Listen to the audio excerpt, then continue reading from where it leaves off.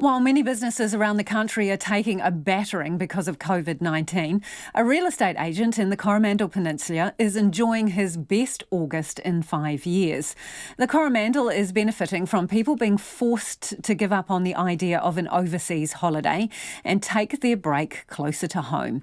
While Auckland's lockdown has been a hiccup for some businesses relying on the passing cars, for others it's provided an unexpected bonus. Our reporter Nita Blake-Person and cameraman Simon Rogers hit the road to see how they're all getting on. On the main drag in Thames, car parks are hard to come by. It's been busy, really busy, in some cases nuts.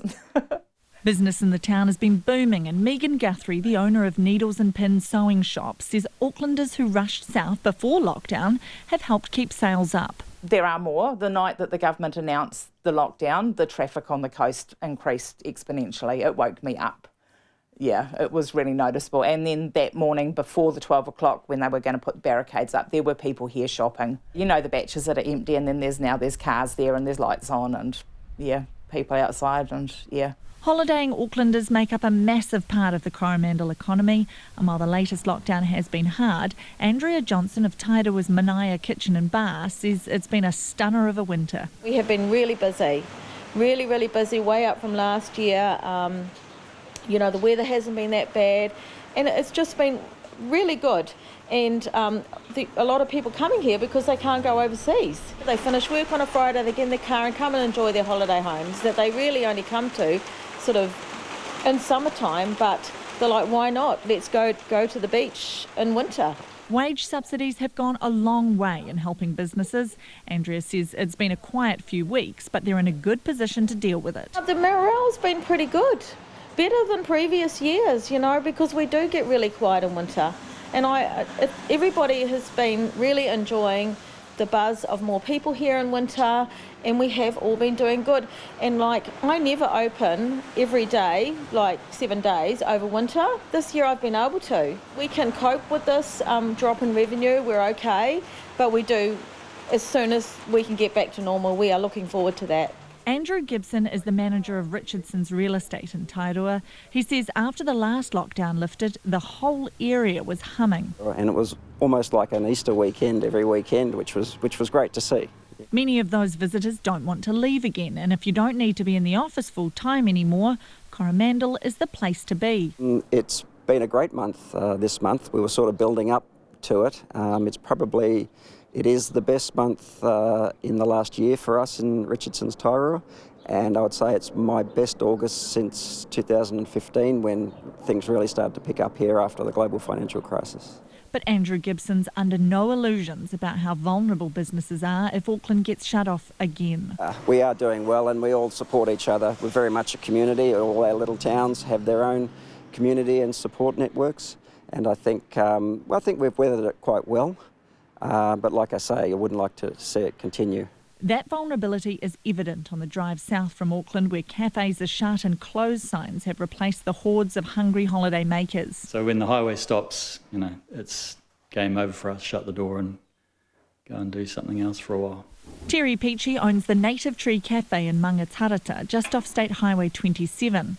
While his business is shut until Sunday, he's optimistic about life in Auckland's Level 2. So I've had the opportunity to take on the lease of another cafe in the area, and it's kind of like a low investment opportunity. I don't have to put a lot of money into it, but I figure that it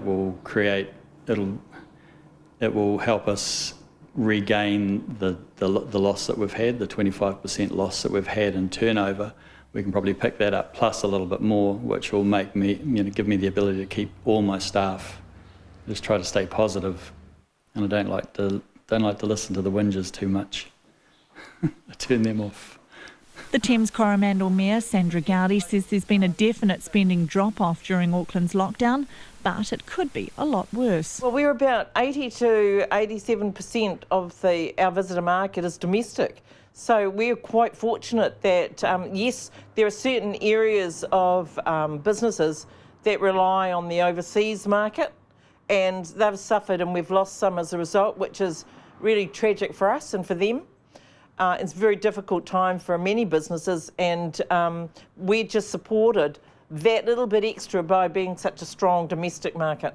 And while out-of-towners are welcomed on the whole, she says there has been some animosity from locals.